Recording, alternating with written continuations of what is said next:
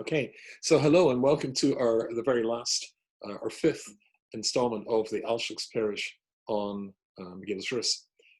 Again, let me remind you if you want to, because next week we're starting a brand new Shiur on the Parsha, and I'm not exactly sure what night that's going to be, but if you watch it in Torah anytime, that will be, I'll tell you, and that you'll be able to join us for the Alshich on the Parsha every single week, thanks to my sponsor. And my sponsor also tells me that I am a very hopeless salesman. Of course, sadly, after Shavuos, we're coming. The next major event on the Jewish calendar is Tisha B'Av. And so really, as we are in this Golus, this exile, because we don't seem to get the whole thing right of Sinas Kingdom, I actually wrote a book about this, which is what he wants me to tell you about. And it's called Building Tomorrow's Sinas Kingdom, How It Starts, How It Spreads, and How to Get Rid of It for Good. So if anybody's interested in working through that safer, as we move towards Av and Tisha B'Av again, to try and address that issue, then please let me know by email, yy@rabbiyy.com, which is how you can also let me know if you would like to sponsor one of the new Alshich Shiurim, and we can maybe achieve both. Okay, so last week it was extraordinarily dramatic. Remember, Naomi sends Rus to go to Boaz, and it's sounds very strange and very challenging, to put it mildly, very difficult to teach, obviously. But if you remember, we said that really Naomi's intention on this is to, as it were, Rus to demonstrate to Boaz that this story, she's there in his, well, to be blunt, in his bed, the same as she was when she was Lot's oldest daughter, for the same purpose of the coming of Mashiach, which is where I would like to come to now. So if you've got your Megillas Rus there, I would like to turn to chapter 4. Chapter 4 Megillas Rus, because just at the end, he says to her, I know that you're a tzedekah. I know that what you're trying to do is the right thing and for the right reasons. And I would and will marry you, do yibum, which will allow us together to bring back the soul of your dead husband, the theme which the Alshich has been repeating all the way through. However, there is a slight problem, actually more than a slight problem, and the slight problem is there's somebody who is in line to do this mitzvah before me. And that means that it's difficult unless I get him to agree to stand down for me to marry you. So that very day, Boaz, who is the head of the Sanhedrin, then he addresses this issue, and that's where the story really for tonight's share is going to be focused on. So if you could, if you've got there, I know one of my attendees is actually driving in the car, so Abby, please do not try and look at this when you're driving. Hopefully I'll be able to guide you verbally. And if you look at Perik Dalet, so here we come to the climax of the whole story. Boaz Olo Hashar. So he promised her that he was going to do something about this, and he goes up to the Shar. Now the word Shar, of course, the gate, is where the Sanhedrin met. And we're talking Yerushalayim, we're talking about the Supreme Court, the Sanhedrin Agadol, which Boaz was the head of. So he was the greatest rabbi of his generation, V'yeshev Sham, and he sits there, V'hinei HaGoyel Oiver. And the Goyal, the person who's first in line to do what he's supposed to do, or what he could do in marrying Rus, is walking by, and he says, Asher Diber Boaz, the fellow that Boaz had been talking about, Suru, Shavopoi, Ploni Almoni. Ploni Almoni, of course, his real name was Tov. And we don't really have time to go into why he doesn't use that name, but he's known by the euphemism of Ploni Almoni, which is just mean thingamajig if you were British, or I don't know what you call it in America, but just a name, Joe. Anyway, Ploni Almoni, but he also Yeshiv, and he comes and he sits down. But Yikach Asora Anoshim, and Boaz takes 10 people, Mizikno here, from the elders of the city, but Yom HaShuva Poi B'Yeshiva. You sit here as well. So we've got the Sanhedrin there, right? 70 great judges of the Jewish people, and he gets another 10 people there. I'll try and cover why both. But Yom HaGoyel, he says to the girl, to the person who's first in line, this fellow who's known by the euphemism of Ploni Almoni, he says, that piece of land that belongs to our brother, to Elimelech, Mochra Nomi Hashoba Miste Moab. Nomi has returned from Moab, she's selling that land. Vani Amarti, Agela Osnachol, more Kne Neged Yoshim, Neged Zikniam, Integral Gol, Imlaw Yigal, in front of everybody here. If you're going to do it, if you're going to redeem that land, buy that land, she needs the money, then Hagido Li, then tell me. But Adam, that's fine. Because nobody else can do this mitzvah except you and me. I come next. And if you're not going to do it, I'm going to do it. So we're at Pasuk Hey, chapter Dalet, Pasuk Hey. But Yamar Boaz, but Yaim Kanoska Asadi, and Boaz carries on and says to him, and the day that you're going to buy the field, Miyad Nomi, from the hand of Nomi, Me'es Rus, and from Rus Hamoavia, the Moabite, Esha Sames, the wife of the dead husband Machlon, you're also going to do Yibam, you're also going to marry her, in order that the child that you have from this union, will be the vehicle in which the soul of the dead husband Machlon can come back. Okay. Now, of course, again, because we're looking at Alshich, I just want to remind you of his laser focus on the Pasuk. Let's look at that Pasuk here again. And it says, V'yamar Boaz b'yam kanoscha hasadi, when you buy that field, miyad Nomi, from Nomi, Me'es Rus, and from Rus, Hamavia, the Moabitess. And the Alshich wants to know, obviously, why does it tell us that she's a Moabitess? We knew that. We've read chapter after chapter about Rus, the Moabitess. He didn't think she was Irish. This is not, a moment to remind us that she's a Moabite. We know that. The whole book's about her. Why does it repeat she's a Moabitess? And then she says, Ashes Hames, the wife, or rather he says, the wife of the dead Machlon. Well, we know that as well. Kanisi lahakim shema mesa nachlasai. Then you marry her as well in order to bring back the soul of the dead husband. Let's just do one more pasuk and see the reaction of this fellow called Ploni Amoni. He says, "V'yama agoyel la uchol legal pain ashkes." I'm not able to do this lest I'm destroyed, or rather, kipein ashkes es nachlosi, my inheritance will be destroyed. Go lecha ato, you do it. Ki go losi ki lo uchol logol, because I just can't do that. Okay. Now this is incredibly interesting. This fellow, you have to know, the Medrash says that this fellow called Ploni Amoni was an Amhoritz. He was ignorant of Jewish law. That's going to be very crucial as we pursue this. And therefore, he doesn't want to marry Rus because he's scared that if he marries Rus, then his argument goes like this. You want me to marry Rus in order to bring back the soul of the dead husband? But when he married her, she wasn't Jewish. She wasn't properly Jewish. In fact, she wasn't Jewish at all. And what makes you think that the soul of the dead husband could pass through a woman who's not Jewish, through me marrying her now, when she wasn't Jewish at the time? So how could that Jewish soul go into that non-Jewish body? So I'm not going to do that. What makes you think there is a mitzvah of Yibum, which applies here as well? And not only that, strangely says, I might be destroyed as a consequence, or my inheritance will be destroyed. Come to that in a second, because that's going to be very, very crucial. So the Alshich says something which is takes us into deep territory. First of all, he's saying what Boaz is telling him. He says, let's look at Pasuk again. V'yomer Boaz, v'yom kaniskat sadi. When you buy the field, miyad Nomi, from Nomi, Me'es Rus, and from Rus. Now, his argument was like this. When he married her, she wasn't Jewish.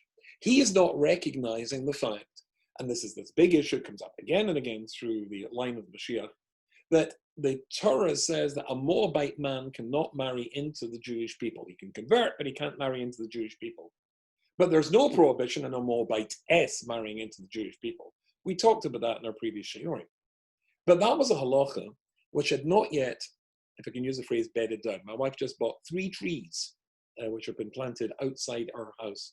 And when they were planted, the leaves started going from green to brown, and we thought they'd died. But we've got a gardener living next door to us, and he says, it's the newness of the soil. It's the tree's a bit in trauma, and it takes a while for it to settle in, bed down, and to start establishing new roots so it can grow again. And indeed, the whole 3 have started to grow again. This halacha this idea that a Moabite-esque can marry into the Jewish people, as we said before, had not yet been established in the Jewish people, and certainly is not bedded down. It's not going to bed down, indeed, to the time of King David, when it's finally put to rest. But because it's not yet, that halacha has not yet been established, then this fellow Ploni says, he's not Jewish. This woman was not Jewish. The marriage was not a proper marriage. Certainly not a Jewish marriage, he argues. Which Boaz says, you're wrong. It was a Jewish marriage. That's why he says, I want you to buy, you're going to have to buy the field from Nomi and from Rus. And from Rus. It could only belong to Rus as an inheritance if the field that belonged to Elimelech, her father-in-law, when he dies, passes to her, the oldest son, Machlon, who dies, and then it passes to her, if she is properly married. If that marriage between Machlon, Bechilion, and their two wives was indeed a legitimate marriage, that indeed, as we said when we talked about this, that a Moabitess, it was always allowed to come into the Jewish people, but that halakha had not yet been fully accepted. And he's not accepting it either, but Boaz is, and he calls her a woman you have to buy the field from that she's inherited. That means there's a proper marriage. And it calls her Hamovia. Why did it call her a Moabitess? We said we know that. He's saying a Moabitess is legitimate to marry into the Jewish people. And I recognize that. And now, to, as it were, ram the point home, he says, Esha Sames, the wife of the dead Machlon. That was a wife. It was a legitimate Jewish marriage. They weren't living together in sin. No, it was a proper marriage with Kedushin, etc. The conversion was legitimate. According to, remember, the halacha is, remember we talked about why it is that Nomi was not convinced or didn't accept it, because she said you needed 3 men to constitute a beis din, and it was only 2. But that is the opinion of the Rambam and the Rif, if you remember we said, and Nomi viewed the halacha in that light, even though they had not been born yet, but that was the way she looked at it. But that's not the halachic position. If you look in Shulchan Aruch, 2 does constitute a beis din, and therefore it was a proper beis din to convert her, and it was a proper marriage at the same time. So there's no difficulty, therefore, in the eyes of Boaz, a proper conversion, and even as you went through a subsequent conversion with Nomi to, as it were, check all the boxes, but that's as it were, going beyond the letter of the law to be ultra machmir, ultra strict. And as a consequence of her being married to him, there's no problem with her being a Moabitess as well. That's why he says, I'm Moabiyah, she's a Moabitess. So therefore, he's challenging, if that's the reason that you think you can't marry her, I'm telling you, Moabitesses can marry into the Jewish people, and it was a proper marriage, and therefore Machlon the soul of Machlon could be within this woman, ready to enter into the body that would form in a womb, was she to marry somebody else like you and conceive a child. But he's not buying it. But there's another reason why he doesn't want to marry her, and this takes us to very, very intriguing and interesting territory. And the other reason is, well, if I take us back to the Pasuk, I'm not allowed to do this. Pain, my inheritance will be destroyed. What's he saying with this? So the Alshich here, and this is again, I keep forgetting that maybe somebody is reading this with an Alshich. It's in page Kuf Ayin Zayin. At the top of the right-hand column, he says, that the rabbis tell us in Yevomis and Memches on the base that there's another concern. And I'm going to read to you what that Gemara says. What was his other concern? The other concern, my concern was that I didn't put a marker in here. So you'll have to wait for a second till I locate the Gemara, which is in Yevomis, and it's in Samaches. And good. On the base. Good. Or not. Where's this?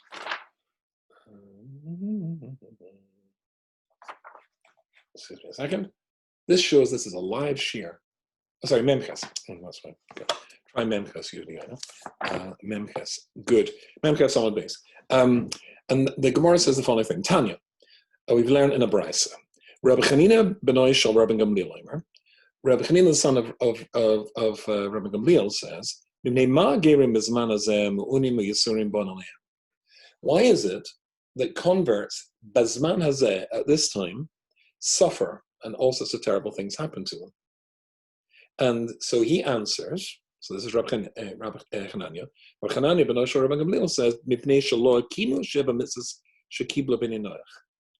because before their conversion, they didn't keep properly or at all the 7 Noachite commandments. Now, I think I mentioned last week that we know that Rus, the name Rus, hints at her nature, because every non-Jewish person, every human being, has to keep the 7 Noachite commandments.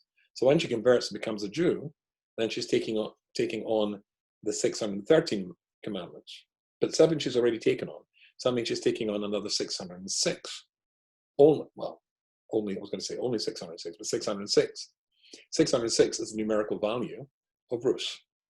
So it says, the first opinion says, Hananiah says, the reason that Gerim suffer is because they have they've been lax or didn't observe the Sheva Mitzvah Bnei Noach beforehand.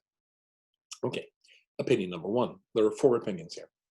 Opinion number 2, Rabbi Yossi Eimer, Gershin is Gar Kikon Shanalatoni. That can't possibly be right, because when a person who wasn't Jewish converts and becomes Jewish, then they're considered as though they're a brand new person. And whatever happened in the past, any relationship to the past is cut off and disappears. So therefore, that can't be right, because they can't be punished for what they did in a previous life, because that previous life is dead, and now they're living. Now they're alive, a brand new person. And therefore, how can you say that they suffer because of what they did before? There is no before. Okay. So why did they suffer? Because they are not, the language is important here, because they are not bakin, they're not expert, in the careful observance of the mitzvahs the way that Jews are. Somebody is born Jewish. Okay, answer number 2. Answer number 3, Abba Chanan Omer, Mishum Rebbe Loza, Rabbi Chanan says the name of Rebbe Loza, because they didn't embrace Judaism from love, but rather because they were scared through fear. And then Acherim Omrim, a 4th opinion says, and this one's very, very controversial, they delayed, they tarried becoming Jewish. They should have embraced it earlier. And because they didn't embrace becoming Jewish earlier, then that's the reason that they suffer. It's a punishment for not doing what they did sooner. Omar Rabbi Boaz says, Rabbi Chanina, what does the Pasuk say? The Pasuk says, Yeshalam Hashem polach vatim zkatecha shlema. Then the reward that he says, this is the bracha that Boaz gives to Rus, that your reward should be great, perfect from Hashem, because you came under the wings of the Almighty that you converted. Now, what that's doing there is something we'll try to get to, but this is what the Alshich says is the reason that Ploni and Moni doesn't want to marry Rus. Even if you say that even if he's willing to accept that a Moabitess can marry into the Jewish people, even if you're willing to say that there was no problem with the initial conversion of Machlon of Rus, and therefore she was properly Jewish, and there could be a soul from Machlon coming back through the next marriage, there's another issue. He's scared of marrying a ger, because Gerim, all these opinions seem to take it as a given, Gerim go through tough times. And maybe the reason, after all, her husband died, and I've already got property. That's why he says, I'm scared to do this. And his language is very interesting. He says, I'm not going to marry Pain Ashkis, that's not possible. Maybe I'll lose it all. Just like they lost everything when they married her. Because if you marry a ger, and that the ger goes through tough times, and you're the husband, maybe you'll go through, maybe she'll contaminate you, and you'll go through tough times as well. Very, very intriguing. Obviously, there's an interesting rebuttal to that. In the same way as Boaz turns around and says, you're concerned that it's not a proper conversion. Nonsense. Aisha Sames, she's the wife of the dead man Machlan. You're concerned that a Moabitess can't marry into the Jewish people?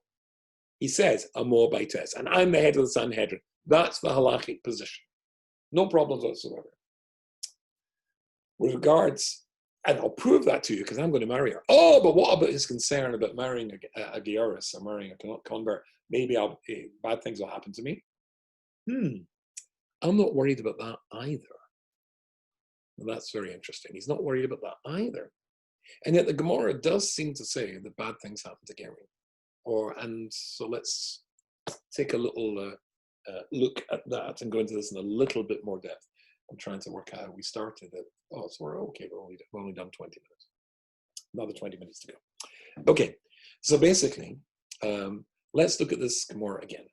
So the Gemara says, the first opinion says, why do Gerim suffer?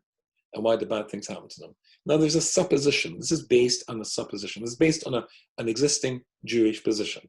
And the existing Jewish position is like this. Hashem's got a soft place in his heart for Gerim. He likes Gerim. In fact, you probably know that the Gemara itself says, there is no mitzvah that is repeated as often in the whole of the Torah than the mitzvah to love a ger. 36 times, and one opinion says 46 times. Well, that's a lot. And there are three categories of people that you mustn't start with. You mustn't in any way oppress. That is an orphan, a widow, and a ger. Hashem has got a soft place in his heart, as it were, for these three categories of people, an orphan and a widow and a ger.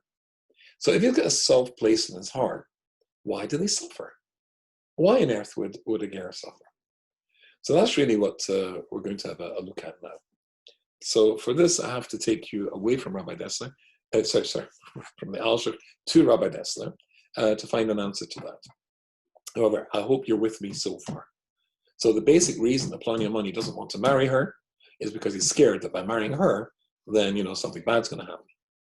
And the greatest rabbi of the generation, Boaz, is not in the slightest scared. I would point out that he dies that night. But people will turn around, and people did turn and say, you see? And that, the death of Boaz itself, that night, after he conceived a child, but that, after that conception and passing away, people say, you see, that proves it. That proves the Ploni argument. So I have to tell you a story. In yeshiva, when I was in yeshiva in Gateshead, I heard a story about my Rosh Yeshiva, Reb Leib Lapin, Zechatzadik Livrocha. Reb Leib Lapin there were two brothers-in-law with my Rosh Yeshiva, Reb Leib Gurevitz and Reb Leib Lapin. And Reb Leib Lapin, there was a boy, and the boy came from London. Father was in business, and the boy was just like a natural Talmud Chacham, and the Rosh Yeshiva had a very, very soft spot for this boy. And when, after 3, 4, whatever years it was in yeshiva, his father wanted to come in the business, Reb Leib traveled down to London to ask for the boy to be given another year, to be able to learn for another year. He was the apple of his eye, and he could see tremendous potential. And so he learned for another year. And then, of course, the father, as the stresses of the business, as the business was growing, he needed his son back to help him. He wanted to bring him back. And the Rosh Yeshiva went back again and pleaded for another year and got another year out of it. I can't remember now, it was a long time ago, if there was a third year that he got out of it, but certainly, eventually the boy had to go back and help the father in the business. And as soon as he went back and he was helping the father in the business, very shortly after that, the poor father died of a heart attack. Reb Leib Lapin went down to London to the Shiva. And as I remember the story, if I remember the story correctly, when he went into the Shiva, the wife, the boy's mother, the wife of the boy's father who had passed away, shouted at the Rosh Yeshiva, my husband's dead because of you. If you had let my son come back 3 years ago to join my husband in the business, he wouldn't have had all that stress, he wouldn't have had all that pain and mental anguish. You sped up his death. And I can't remember exactly how it went away, but how the story ended, but Reb Leib Lapin went away. And later, now, I mean, a woman's just lost her husband. You have to be very careful. She's the primary focus of our concern at that moment. But later, once she calmed down, or when she had started to heal, and she repeated this to somebody, somebody said to her, "You're quite wrong. What makes you think that your husband died because his son was in yeshiva? Maybe your husband was meant to die earlier, but in the schus of your son learning in yeshiva, then that kept your husband, going for 3 extra years, because he should have died 3 years ago." That's the same story here. It's not that, look, you see, he married a Gyaris, and then the concerns of Ploni and Moni are legitimate. Quite the converse. Indeed, because I'll say that he should have died. Should have died before. But in the same way as Nomi, who should have died for her, as we've talked about in our previous shiur, for her the part that she played in not either getting her husband to go back to Eretz Yisrael or getting her sons to go back to Eretz Yisrael, or opposing their marriage. She had a job to do, and therefore she survived. She was a survivor, but she deserved to die. Same thing with Boaz. Really, his time was up, but they had a job to do, which was to conceive a child who was going to be called Ovid, who had a child called Yishai, with a child called David Amelech. And actually, it's quite the opposite to the way that people saw it.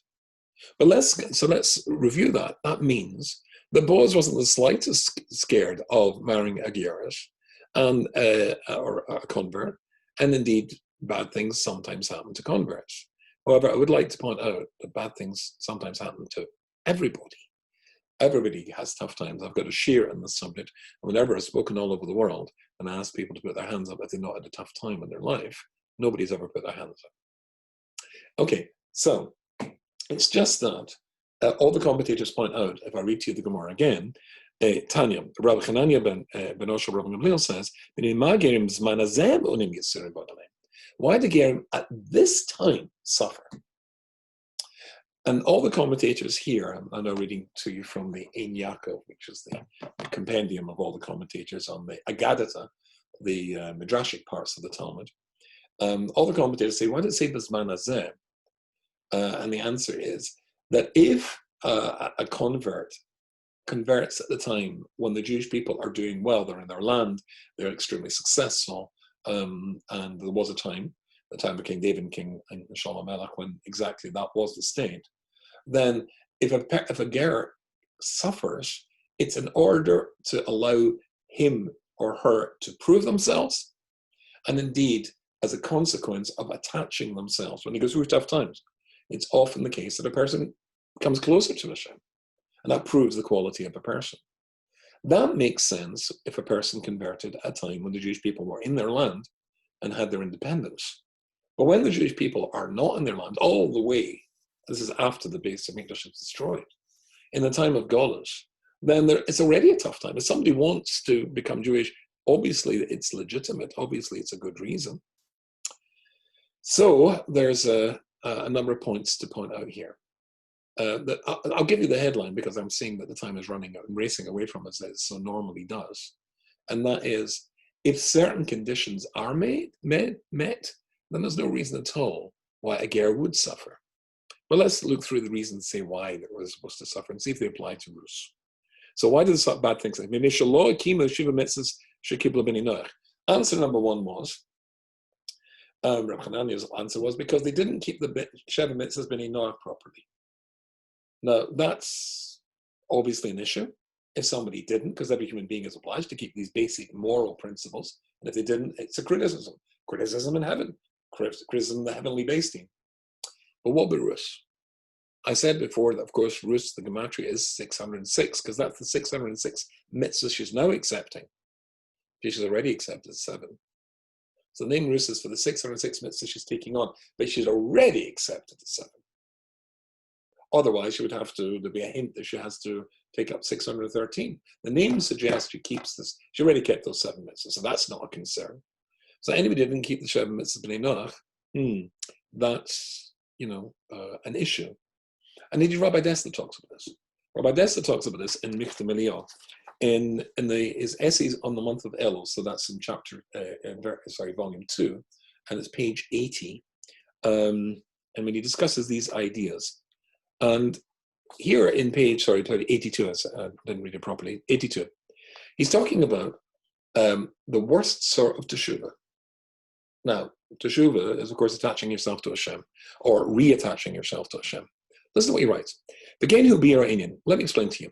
Ha'ovas tikna legamri es ha'over. There's two types of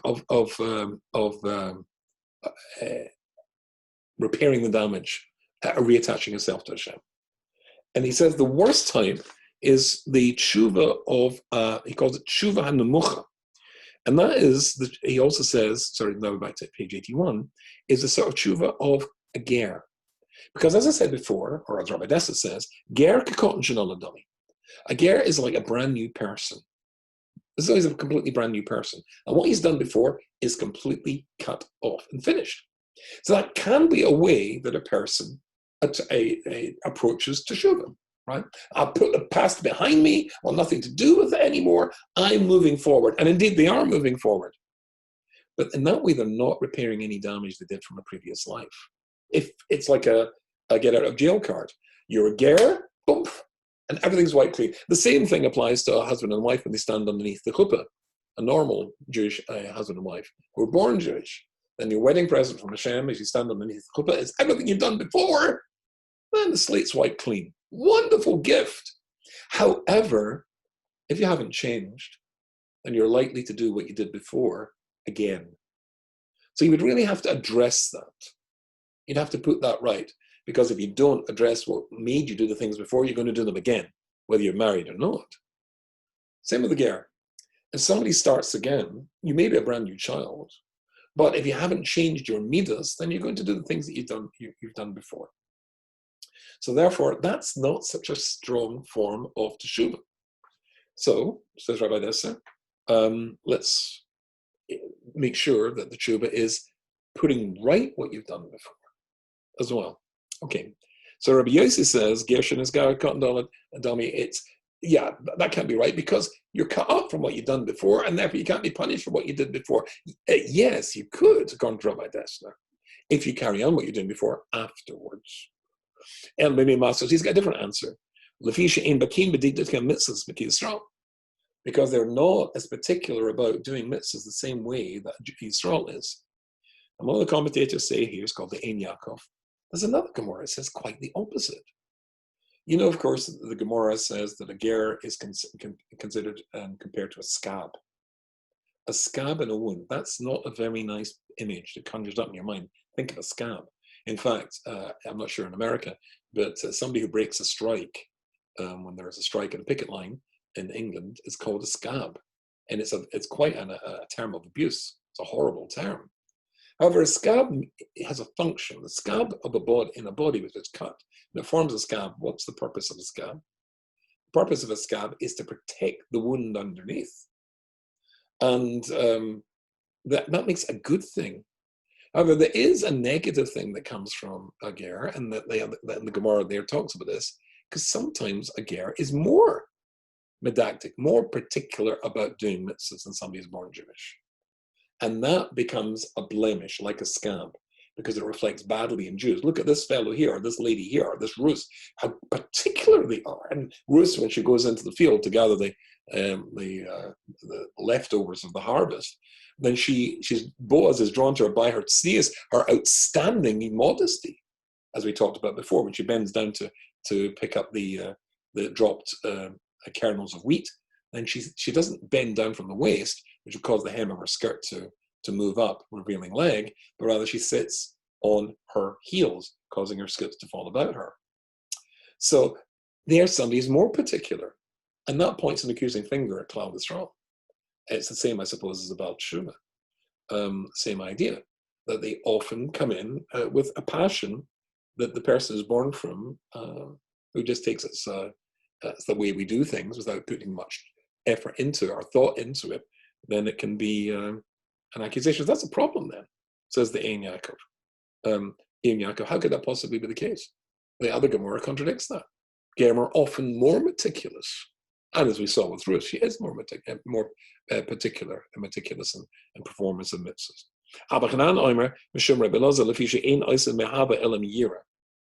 That you don't do attach herself to God, Ella, from Hava El Megira, and back to Rabbi Dessler. Rabbi Dessler, in page 80, this is where I got it wrong last time, he's got an essay called Tshuva Megira and Tshuva Me'ahava.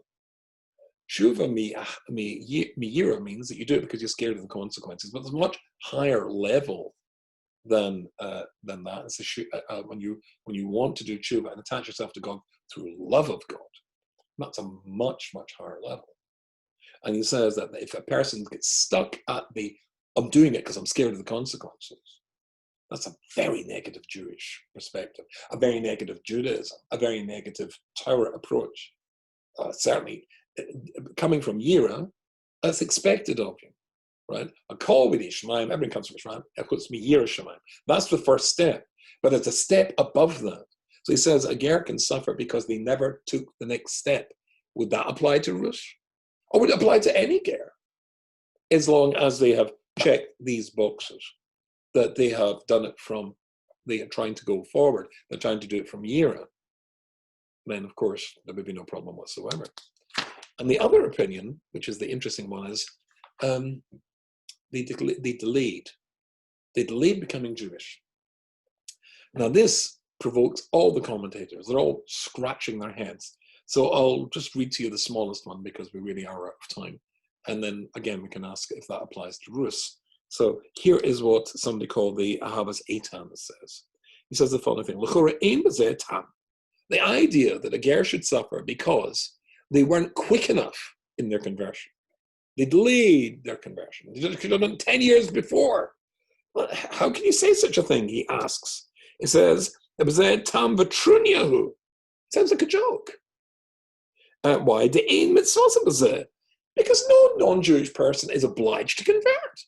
It's not that they're obliged to do something and they weren't meticulous in doing it and quick enough in doing it. They're not obliged to do it at all. No non-Jewish person is obliged to become a Jew.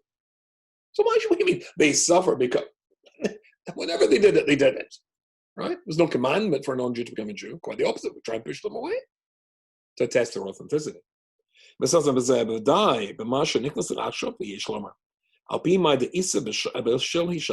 answer is what it says at the Gemara at the end of Shabbos, Kuf Mem Vov. The Gerim Mazlaihu Habi Bahar Sinai. The Gerim, their mazel was decided on Har Sinai. At Har Sinai, their path in life was decided then. Begam Poska Zumosa. And just like the souls of all Jews was freed from the effect of Chava and Adam's sin and reached immortality, the souls of Gerim also were freed from the same thing. So therefore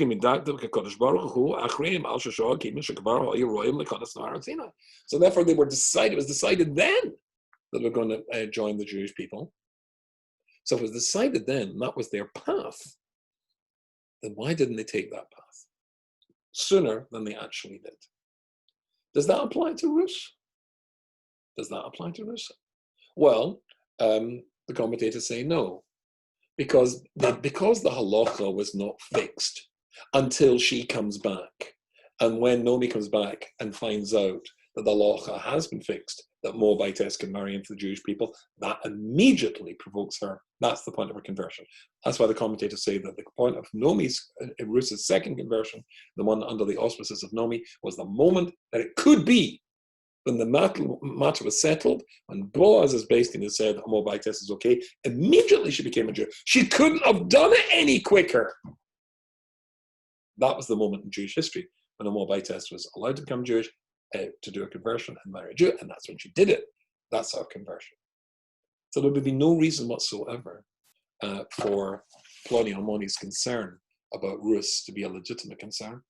That's why Boaz was happy to marry her. He died. No. He was going to die. He should have died earlier. She gave him extra life. And anybody who was through, is able to check those boxes, just like Rus is, then suffering doesn't come on her. And don't forget, and that's maybe a very nice place to stop, don't forget, as I mentioned to you before, the most beautiful, the imagery is fabulous, that she lives long enough to see not just David, her grandson, her great-grandson, sitting on the throne in Yerushalayim, but her great-great-grandson, Shlomo HaMelech, sitting in his incredible throne, which was the most famous throne in history, as we discussed, with a little throne beside him, the throne for his great-grandmother Rus, who saw exactly the fruits of all her efforts in her first Gilgal, when she was Lot's oldest daughter, and in her second Gilgal, when she was Rus, back to complete the job of securing the path of the Mashiach. We should come quickly and rebuild our third base of Mikdash so that we all can see the throne of the Mashiach in Yerushalayim. Look forward to seeing you in our new series next week. So watch out on Torah Anytime for another share on a new series on the Alshich on the Parsha. And again, anybody who wants to sponsor that, it's yy@rabbiyyy.com. Have a wonderful Shavuos and a wonderful Shabbos. See you later. Bye.